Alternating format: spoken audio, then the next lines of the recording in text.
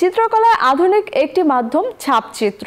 দেশভাগ ও পরবর্তীকালে বাংলাদেশে আধুনিক শিল্পচর্চার উদ্ভব ও চারুশিল্প প্রতিষ্ঠানের সূচনা লগ্ন থেকেই ছাপাই ছবির প্রচলন ছিল।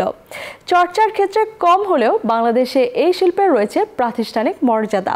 সম্প্রতি রাজধানীর কসমোস গ্যালারিতে অনুষ্ঠিত হলো ছাপচিত্রের ওপর কর্মশালা, যেখানে অংশ নেন বিভিন্ন বিশ্ববিদ্যালয়ের শিক্ষক সহ অন্যান্য চিত্রশিল্পী।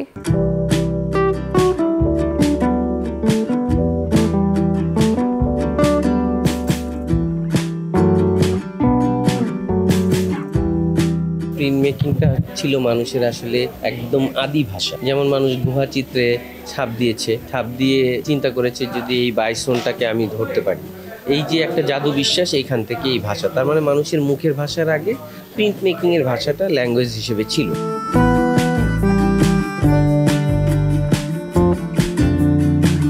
প্রিন্ট মেকিংয়ে 3-4টা ভাষা আছে, মানে প্রধান ভাষা প্লেনোগ্রাফি, তারপরে ইন্টাগ্লিও, আর একটা হচ্ছে রিলিফ প্রসেস। এটা হচ্ছে প্লেনোগ্রাফির একটা প্রসেস, যেটা একটা প্রসেস না, অনেকগুলো প্রসেস সম্পর্কে আমরা একটা ওয়ার্কশপের আয়োজন করেছি, যে এই 4 দিনে আমরা যতটুকু দিতে পারি।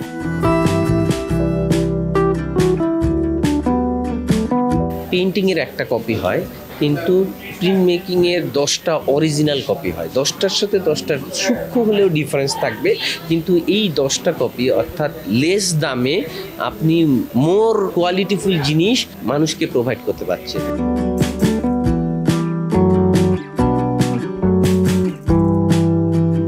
ছাপচিত্রের মাধ্যমে তার মিডিয়াগত একটা বৈশিষ্ট্য আছে, যেটা স্বকীয়, এবং সেই স্বকীয়তা এবং শিল্পের স্বকীয়তা, দুই স্বকীয়তা ধারা মিলে শিল্পকর্মের অপরূপ রূপ ধারণ করে। প্লেট লিথোতে কিভাবে ওয়াটার কালার করা যায়, কিভাবে উডের উপরে লিথো করা যায়, তারপরে প্লেটটাকে কিভাবে গ্রাইন্ড করে বা হ্যান্ড গ্রাইন্ডিং মেশিন দিয়ে কিভাবে গ্রাইন্ড করে সেটাকে প্রিন্ট নেওয়া যায়, এইসব বিভিন্ন বিষয়গুলো স্যার আমাদের সাথে একটা শেয়ারিংয়ের মাধ্যমে একটা ডিসকাস করেছে আমাদের সাথে।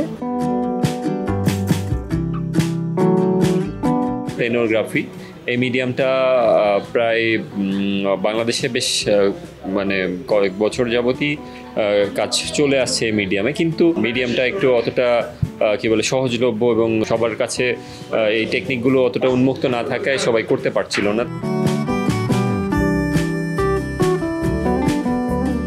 উজ্জ্বল ভাইয়ের সাথে এ বিষয়ে কথা হয়, আমি জানি যে উনি এ বিষয়ে বেশ দক্ষ এবং এ বিষয়ে অনেক জ্ঞান রাখেন। ওনার সাথে কথা হওয়ার পরে উনি রাজি হয়ে যান যে আমাদের এখানে একটা ওয়ার্কশপ করানোর, এবং আমরা প্ল্যান করি এভাবে যে আমরা এই ওয়ার্কশপটা এমন আর্টিস্ট সিলেক্ট করবো যারা দেশের বিভিন্ন প্রান্ত থেকে আসবে এবং পরবর্তীতে বিভিন্ন জায়গায় এই মিডিয়ামটা তারাও শিখাতে পারেন।